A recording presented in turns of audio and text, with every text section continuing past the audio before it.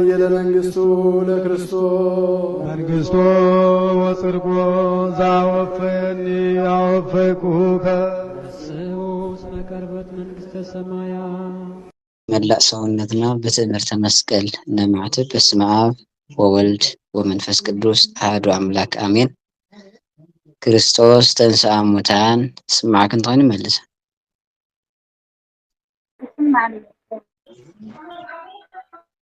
ክርስቶስ ተንሥአ እሙታን በአብይ ኃይል ወስልጣን አሰሮ ለሰይጣን አጋዞ ለአዳም ሰላም እምይእዜሰ ኮነ ፍስሐ ወሰላም።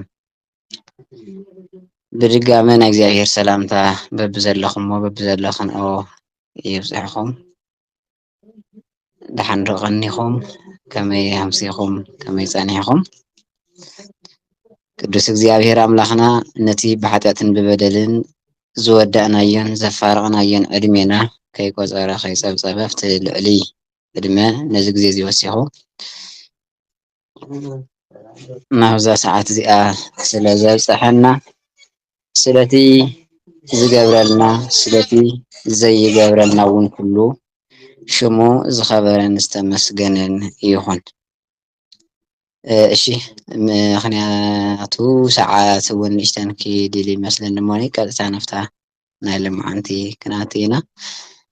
ክሳብ ሎማዓንቲ ኣብ ዝነበረና ፃኒሐት ምናልባት ኦሩት ማል እውን ኣብ ዝተራኸብናሉ ግዜ ናይ ምዕራፍ 3 መደምደምታ ርኢና ነርና ኢና ብሓፂሩ ማለት እዩ።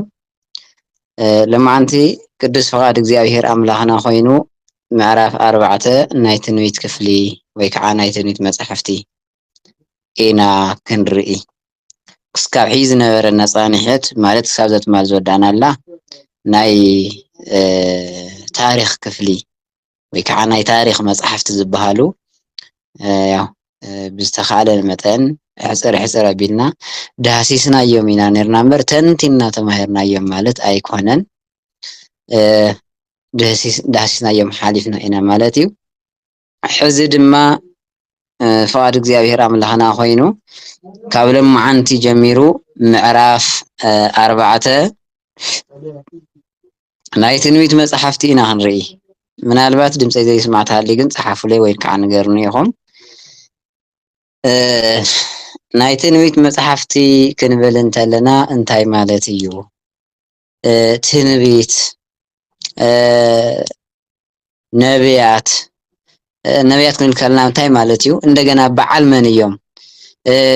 እንታይን ዝሰርሑ ወይ ከዓ ማዓርጎም ደረጀኦም ዘለዎም ኣብቲ ኣገልግሎት ዝነበሮም እጃም እንታይ ይመስል ክንሪኦ ኢና ማለት እዩ። ካብ ሎሚ ጀሚርና ቅድሚ ናፍቱ ናይ ሕድሕድ ናይቶም ነቢያት ታሪክ ሂወትን መፅሓፍቶምን ቅድሚ ምእታውና ግን ሎማዓንቲ ስለ ናይ ነቢያት እንታይነትን ስለ ናይ ትንቢት እንታይነትን ኢና ክንርኢ ብሕፅር ዝበለ ግዜና ማለት እዩ። ስለዚ ናፍቲ ተፃሒፉ ዘሎ ክንከይድ እንተለና መጀመርያ ናይ ትንቢት መፅሓፍቲ ትንቢት ማለት እንታይ ማለት እዩ ቅድሚ ምባልና ነቢያት ምክንያቱ ትንቢት ድሕሪ ነቢያት እዩ ዝመፅእ ወይ ከዓ ድሕሪ እቲ ዝተነበዮ ሰብ እዩ ዝመፅእ። እቲ ሓደ ሰብ ወይ ከዓ እቲ ነቢይ ይትንበ ወይ ትንቢት ይናገር ሕዚ ኣብዚ መን ቀዲሞ ኣሎ ማለት እዩ። እቲ ነቢይ ይቅድም እቲ ትንቢት ከዓ ይኽተል። ምክንያቱ ሓደ ሰብ ንኣብነት ኣነ ኣለኹ ኣብዚ ኮፍ ኢለ ይዛረብ ኣለኹ ወይ ከዓ የምህር ኣለኹ መጀመርያ ግን ዘሎ መን እዩ? ኣነ መጀመርያ ኮፍ ኢለ ኣለኹ ካብኡ ከዓ እቲ ንግግር ካብኣይ ቀፂል ይወፅእ ኣሎ ማለት እዩ። ስለዚ ነቢያት ማለት እንታይ ማለት እዩ ክንብል እንተለና ኣብቲ ዝነበሩሉ ግዜን እንደገና ንመፃኢ ወይ ከዓ ንቅድሚት ድሕሪ ዝኾነ ግዜ ወይ እውን ክስካብ መወዳእታ ሰዓት እውን ክኾን ይኽእል እዩ ዝኸውን ነገር ዘበለ ኩሉ ዝናገሩ ወይ ከዓ ዝትንብዩ ማለት እዩ ነቢያት ማለት። ነቢያት ማለት ሰባት እንዲኦም መፀውዒዖም ግን ነቢያት ተባሂሉ ክፍለ ዝኸኣለ ንምንታይ እዩ ኣብቱ ዘለዎ ሰዓትን ብድሕሪኦም ከዓ ንዝኸውን ንቕድሚት ንዝመፅእ ነገርን ጋና ብዓይኒ ዘይተረኣየ ብእዝኒ ዘይተሰምዐ ብሕሊና ካልኦት ደቂ ሰባት እውን ዘይተበፅሐሉ ብኣቶም ብናይ ትንቢት መነፀር ገይሮም ዝረኣይዎ ወይ ከዓ ዝረአ ዝናገሩ ስለ ዝኾኑ ነቢያት ዝብል ሹም ተዋሂብዎም ማለት እዩ ስለዚ ትንቢት ክንብል ከለና ደሞ እቲ ነቢያት ወይ ከዓ እቶም ነቢያት ዝተናገርዎ ወይ ከዓ ዝተተንበይዎ ነገር ወይ ከዓ እቲ ዝናገርዎ ዝነበሩ እቲ ዝትንበይዎ ዘመሓላልፍዎ ዝነበሩ መልእኽቲ ድማ እንታይ ይበሃል ትንቢት ይበሃል ማለት እዩ ታራ ንግግር ኣይኮነን ከምቲ ከምስ ማንም ሰብ ወይ ከዓ ማንም ሰብ ዘጉዖ ወግዒ ኣይኮነን እዚ ነቢያት ዝተዋሃቦም ሃፍቲ ኢሉ እውን ካብ ናይ ማንም ካብ ናይ ካልኦት ኣካላት ወይ ከዓ ሰባት ንግግር እውን ፍልይ ዝበለ ማለት እዩ እዚ ትንቢት ማለት እና ስለዚ ነቢያት ድማኒ ናይ ጽሑፍን ናይ ቃልን ኢልና እውን ኣብ ክልተ መቂልና ክንሪኦም ንኽእልና ወይ ከዓ ከም ናይ ቤተ ክርስቲያን ኣስተምህሮ ነቢያት ኣብ ክልተ ተመቂሎም ንረኽቦም ማለት እዩ ናይ ጽሑፍ ነቢያትን ናይ ቃል ነቢያትን ተባሂሎም ኣብ ክልተ ይመቀሉ ማለት እዩ ሕዚ እቶም ብጽሑፍ ናይ ጽሑፍ ነቢያት ዝተባሃሉ እየንኦም እዮም እቶም ናይ ቃል ነቢያት ዝተባሃሉ ኣየንኦም እዮም ክንብል እንተለና እቶም ናይ ጽሑፍ ነቢያት ማለት እቶም ትንቢተ ኢሳይያስ ወይ ከዓ ተጻሒፎም ንረኽቦም ማለት እዩ ትንቢተ ኤርምያስ ትንቢተ ዳንኤል ትንቢተ ሕዝቅኤል እናበልና ንወስዶም ወይ ከዓ ነንብቦም ንሳቶም ናይ ጽሑፍ ነቢያት ይበሃሉ እቲ ዝተነበይዎ ትንቢት ባዕሎም ጽሒፎም ብሽሞም ኣስፊሮም ሰኒዶም ዘቐመጡ ነቢያት ናይ ጽሑፍ ነቢያት ይበሃሉ እቶም ካልኦት ደሞ ትንቢት ይናገሩ ነይሮም ይኹን ዳ እምበር እቲ ትንቢቶም ዓርሱ ዝኸኣለ ብናይ ኸምቶም ልክዕ ናይ ጽሑፍ ዝበልናዮም ነቢያት ተጻሒፉ ተሰኒዱ ብሽሞም ዘይተቐመጠ ግን ዋላ ኣብ ካልእ ቦታ ግን ተቐሚጡ ንረኽቦ ኢና ግን ብሽሞም ትንቢተ እከሌ ተባሂሉ ስለ ዘይተቐመጠሎም ናይ ቃል ነቢያት ይበሃሉ ማለት እዩ ትንቢት ተናጊሮም ብሽሞም ከይተጻሓፈ ዝቐረየ ስለዚ ናይ ትንቢት መጽሓፍቲ ክንብል እንተለና ጠቕላላ ናይቲ ትንቢት ኮስ ናይቶም ናይ ጽሑፍ ትንቢት ናይቶም ናይ ጽሑፍ ነቢያት መጽሓፍቲ ኢና ክንርኢ ማለት ሕዚ ስለዚ ናይ ትንቢት መጽሓፍቲ ዝበሃሉ 16 መጽሓፍቲ እዮም ነቢያት ዘምሃርዎ ትምህርትን ነቲ ህዝቢ ካብቲ ዝነበረ ኩነታት ንምልቓቕ ብስም እግዚአብሔር ዝናገርዎ ናይ መጽናዕን ወቐሳን ቃል እዩ መን ትንቢት በዋናነት ብክልተ መልኩ ነቢያት ይጥቀሙ ምክንያቱ ሰባት ተስፋ ቆርጽ ከለው ብናይ ትንቢት መነጽር ተስፋ ከም ዘለዎም ካብቱ ዘለዎ ተስፋ ምቁራጽ እውን እግዚአብሔር ከም ዘድሕኖም ስለዝተረዱ ወይ ከዓ ስለዝረአዩ ስለዝትንበዩ ነቢያት ንህዝቢ ወይ ከዓ ንደቂ ሰባት በቲ ናይ ትንቢት ቃል የጽናዕንዕዎም ነይሮም እንደገና ድማ ይወቅስዎም እውን ንረክብ ኢና ንምንታይ ከምዚ ገይርኩም ንምንታይ ካብ ሕቁፍ እግዚአብሔር ወፂኹም ንምንታይ ካብ ናይ እግዚአብሔር ናይ ምሕረት ኢድ ወፂኹም እናበሉውን ክወቅስዎም ወይ ከዓ ክወቅሱ ከለው እውን ንምንታይ እቲ ሰብ ሕሊንኡ ጠይቁ ናብ እግዚአብሔር ምእንቲ ክምለስ ስለዚ ነቢያት ብክልተ መንገዲ ንቃል እግዚአብሔር ካብ እግዚአብሔር ተቀቢሎም ንህዝቢ ዘምሃሩ እዮም ይብል ነቢያት ክንብል ተለና بخلت منجدي نقال እግዚአብሔር ካብ እግዚአብሔር ተቀቢሎም ንህዝብ ዘመሓላልፉ ዝነበሩም ቀዳማይ ብናይ እግዚአብሔር ውሳነ ብዛዕባ ዝፍጸሙ ነገራት ወይ ከዓ ተግባራት ንኣብነት ብዛዕባ መንግስትን ብዛዕባ ሰባትን ሓጢያትን ናይ ደቂ ሰባት ሓጢያት እዚ ብውሳነ እግዚአብሔር ዝፍጸሙ ተግባራት ወይ ከዓ እቶም ህዝቢ ብዝተፈላለየ ሓጢያት ንእግዚአብሔር ምስሕዘኑ ካብ እግዚአብሔር بزرخوا مقطعتي كأግዚአብሔር مقطعت خمس قبلوا እግዚአብሔር مقطعت خمس وسنلهم እግዚአብሔር بصلاة نخمارخون فقاد خمس خون የመሐላለፉ ነይሮም ማለት እዩ ብናይ እግዚአብሔር ውሳነ ብዛዕባ ዝፍጸሙ ተግባራት ክብል ከሎ ማለት እዩ ካልኣይ ንቅድሚት ክኾኑ ብዛዕባ ዘለዎም ተግባራት እዩ ንኣብነት ወላ ካብ በዓል ነቢይ ኢሳያስ ማለት እዩ ካብ በዓል ነቢይ ኢሳያስ ክንርኢ ከለና ካብኣቶም ጀሚሮም ማለት እዩ ኩሎም ዳርጋ ነቢያት ብዛዕባ ንቅድሚት ዝኸውን ብፍላይ ንግዚኡ እቶም እስራኤል ዘስጋ ናብ ባቢሎን ተማሪኾም ናብ ዝተፈላለየ ቦታ ክማረኹ ከለው ድሕሪ ዝተወሰነ ግዜ ናብ ዓዶም ከም ዝምለሱ ንቅድሚት ድሕሪ ዝተወሰነ ዓመት ክኸውን ዘለዎ ሰላም ክኸውን ዘለዎ ኩነታት ይናገሩ ነይሮም እዮም ካብኡ ኢሉ ድማ ስለ ናይ ጎይታና ኢየሱስ ክርስቶስ ምውላድ እውን ይናገሩ ነይሮም ብሰፊሑ ማለት እዩ ስለዚ እዚ እንታይ ይበሃል ማለት እዩ ንቅድሚት ዝኸውን ነገር ከዓ ይዛረቡ ነይሮም ስለዚ ብክልተ ዓይነት መልክዑ የመሓላለፍዎ ነይሮም ማለት እዩ እቲ ናይ ትንቢት ቃል እቲ ናይ እግዚአብሔር ናይ ትንቢት መልእኽቲ ማለት እዩ ስለዚ ናብ አቀራርቦኦም ከዓ ክንከይድ እንተለና ናብዞም ናይ መጽሓፍቲ እዚኣቶም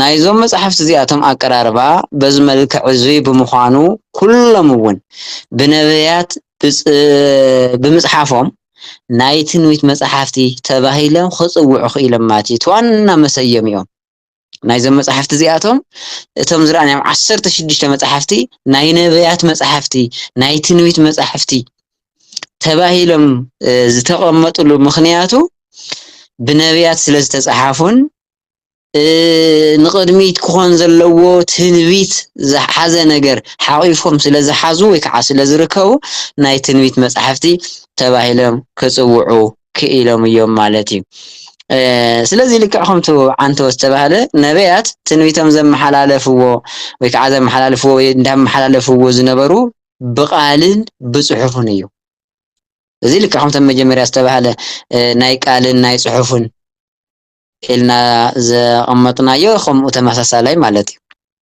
ስለዚ ሕዚ ኣብዛ ናይ መጽሓፍ ቅዱስ መጽናዕት እዚኣ እንሪኣ ግን ብቃል ጥራይ ትንቢቶም ዝተናገሩ ነቢያት ትንቢቶም እውን ብጽሑፍ ዘስፈረሎም ጸሓፍቲ ናይ ታሪክ መጽሓፍቲ እዮም ንኣብነት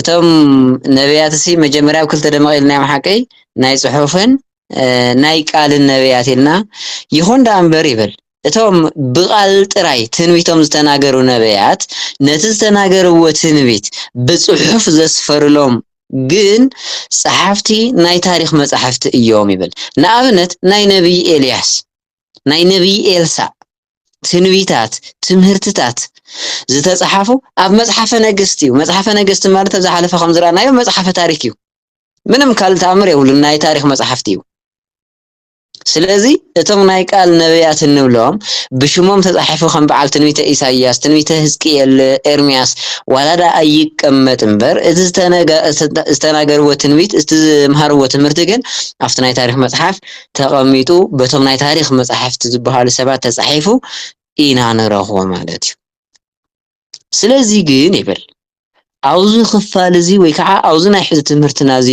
እንድህስሶም መጽሓፍቲ ግን ናይ ጽሑፍ ነቢያት ዝተባሃሉዎ ዝተናገርዎ ትንቢት ብጽሑፍ ዘስፈሩ እዮም ድምፀይ ነይሩ እሺ ሕዚ እንሪኦ ማለት እዩ ምክንያቱ ናይ በዓል ኤልሳ ናይ በዓል ኤልያስ ኣብቲ ናይ መጽሓፈ ነገስት ስለ ዝኾነ ወይ ከዓ ናይቶም ናይ ቃል ነቢያት መብዛሕትኦም ኣብቲ ናይ ታሪክ መጽሓፍቲ ስለ ዝኾነ ሕዚ ኣብዚ ትምህርትና እዚ ንድህስሶ ግን ናይቶም ናይ ጽሑፍ ነቢያት ዝጻሓፍዎ ወይ ከዓ ዝተናገርዎ ዘስፈርዎ ኢና ክንርኢ ማለት እዩ እዚ ኮይኑ ነቢያት በዞም ስዑ ሰለስተ ምክንያታት ብዝተፈላለዩ መደባት ክምደቡ ይኽእል እዮም ይብል ብዝተፈላለዩ መደባት ወይ ከዓ ብሰለስተ ዝተፈላለዩ ምክንያታት ክምደቡ ይኽእል እዮም ቀዳማይ ብጽሑፋቶም ብምዕራፎም ብቁጽሮምን ብዝሓት ከምኡውን ብመዓርጎም እውን ዓበይቲ ነቢያትን ደቂቅ ወይ ከዓ ንኡሳን ነቢያትን ኢልና ኣብ ክልተ ክንመቕሎ ንኽእልና መጀመርያ እቲ ናይ መጀመርያ ማለት እዩ ቀዳማይ ዓበይቲ ነቢያት በዓል መን እዮም? ኢሳይያስ፣ ኤርምያስ፣ ሕዝቅኤል፣ ዳንኤል እዞም 4 ነቢያት እዚኣቶም ዓበይቲ ነቢያት ተባሂሎም ይፍለጡ ወይ ከዓ ይፅውዑ። ካልኣይ ደቂቅ ነቢያት ወይ ከዓ ንኡሳን ነቢያት እዚኣቶም ውልቃው ዝተዘርዚሮም ኣለዉ። ሆሴዕ፣ አሞጽ፣ ሚክያስ፣ ኢዩኤል፣ አብድዩ፣ ዮናስ፣ ናሆም፣ እንባቆም፣ ሶፎንያስ፣ ሃጌ፣ ዘካርያስን ሚልክያስን እዚ እቲ ናይ መጀመርያ መደቦም እዩ። ካልኣይ ዝነበሩሉ ቦታ ወይ ድማ ዓዲ ነቢያት ዝነበሩሉ ዓዲ እውን ኣብ 3 ይምቀል። ቀዳማይ ናይ ይሁዳ ነቢያት ዝበሃሉ ኣለዉ። ንባዕሉ ኢሳይያስ፣ ኤርምያስ፣ ሚክያስ ተመሳሰሉ ንዓል አሞጽ፣ ንዓል ሶፎንያስ፣ ንዓል ሃጌ፣ ንዓል ሚልክያስ ዝሓቆፈ እዚኦም ናይ ይሁዳ ነቢያት ይበሃሉ። ምክንያቱ እስራኤል ቀዳማይ ተማሂርና ኢና ኣብ 2 ተመቂሉ ከም ዝነበረ ይሁዳና ሰሜን እስራኤል ተባሂሉ ማለት እዩ። ካልኣይ ናይ ሰማርያ ነቢያት ንበዓል ሆሴዕ፣ ንበዓል ዮናስ፣ ንበዓል አሞጽ ዝኣመሳሰሉ። ሳልሳይ ናይ ባቢሎን ነቢያት ንበዓል ሕዝቅኤል፣ ንበዓል ዳንኤል ማለት እዩ። ማለት ናብ ባቢሎን ተማሪኾም ኣብ ዝነበሩሉ ግዜ ዝነበሩ ነቢያት ንምባል እዩ። እቲ ካልኣይ እዚ እዩ። ሳልሳይ ደግሞ ዝነበሩሉ እዋን ንበዓሉ ቀዳማይ ቅድሚ ምርኮ ባቢሎን ዝነበሩሉ ዘመን እውን ኣብ 3 ዝምቀል ነቢያት ከምቲ ዝነገርኩኹም እዞም ናይ ጽሑፍ ነቢያት ዝነበሩሉ ቦታ ብ3 ይምቀል፣ ዝነበሩሉ ዘመን እውን ብ3 ይምቀል። ዝነበሩሉ ቦታ ከምቲ ዝነበሩ ኮይኑ ዝነበሩሉ እዋን ደሞ ቅድሚ ምርኮ ባቢሎን ወይ ከዓ እስራኤልና ባቢሎን ቅድሚ ምምራኾም ዝነበሩ ንበዓል ኢሳይያስ፣ ንበዓል ሆሴዕ፣ ንበዓል ኢዩኤል፣ አሞጽ፣ ሚክያስ፣ አብድዩ ዝኣመሳሰሉ ቅድሚ ምርኮ ባቢሎን ዝነበሩ ነቢያት እዮም። ካልኣይ ኣብ እዋን ምርኮ ባቢሎን እዩ። ኣብቲ እዋን ንሱ እውን ልክዕ ከምቲ ኣብ ዝሓለፈ ኣብቲ መጀመርያ ዝረኣናዮ ኤርምያስ፣ እንባቆም፣ ሕዝቅኤል፣ ዳንኤል ዝኣመሳሰሉ። ሳልሳይ ድሕሪ ምርኮ ባቢሎን ማለት እዩ። ድሕሪ ምርኮ ባቢሎን ንበዓል ሃጌ፣ ንበዓል ዘካርያስ፣ ንበዓል ሚልክያስ ናይ መወዳእታ ነቢያት በዚ ጌርና ክንከፋፍሎም ወይ ከዓ ከፋፊልና ክንሪኦም ንኽእልና። ስለዚ ኣብዚ ክነስተውዕሎ ዘለና እንታይ እዩ? እቲ ናይ መጀመርያ እዞም ናይ ጽሑፍ ነቢያት ወይ ከዓ ነቢያት እንብሎም ብ3 ዝተፈላለዩ መደባት ክምደቡ ከም ዝኽእሉ ማለት እዩ። ቀዳማይ ከምቲ ዝረኣኹሞ ዓበይቲ ነቢያትና ደቂቅ ነቢያት ተባሂሎም ወይ ከዓ ንኡሳን ነቢያት ተባሂሎም ይምቀሉ። ካልኣይ ዝነበሩሉ ቦታ እውን ወይ ከዓ ዓዲ ዝተፈላለየ ምዃኑ። ሳልሳይ ዝነበሩሉ እዋን እውን ሓደ ተመሳሳላይ እዋን ከም ዘይኮነ በዚ ክንርድኦ ንኽእል ኢና ማለት እዩ። ስለዚ ናይ ትንቢት መጽሓፍቲ ንግዚኡ ንእስራኤል ዘስጋ ዝተነግሩ እኳ ዋላ እንተኾኑ ፍጻሜኦም ግን ፍጻሜኦምን ዋና መልእኽቶምን ግና ኣብዚ ዘመን እዚ ንዘለናን ንቅድሚት ንዝመጽእ ትውልድን ወይ ከዓ ወለዶን ዝተነግረ ወይ ዝተሰነደ ዝተቐመጠ መጽሓፍ እዩ ትንቢት ወይ ከዓ ንእወ ትንቢት ማለት እዩ። ስለዚ ሕዚ ካብዚኡ ክስካብ ሕዚ ዝረኣናዮ ከምቲ ዝነገርኩኹም ነቢያት በዓል መን እዮም? ነቢያት ማለት እንታይ ማለት እዩ? እንታይ ማለት እዩ? ወኒ ትንቢት ማለት ከንታይ ማለት እዩ? ሕድሕዱ ያው ሕፅር ብዝበለ ትርጉሙ ልክዕ ከምቲ ክንሰምዖ ፀናሕና እዩ። ካብዚ ቀፂልና ግን ናይ ሕድሕድ ናይቲ ትንቢት መጻሕፍቲ ጸሓፍቶምን ዝርዝር ትሕዝትኡን ኢና ክንምልከት ማለት እዩ። ካብ መዓዘ ካብ ሕዚ ቀፂሉ ኣብ ዘለና ፕሮግራም ጀሚሩ ማለት እዩ። ንኣብነት ካብቶም ናይ ነቢያት ናይ መጀመርያ ነቢይ መን እዩ? ኢሳይያስ እዩ። ለማዓንቲ ስለ ኢሳይያስ ናይ ግሉ ወይ ከዓ ናይ ትንቢቱ ናይ በይኖ ምንም ዝረኣናዮ ነገር የብልናን።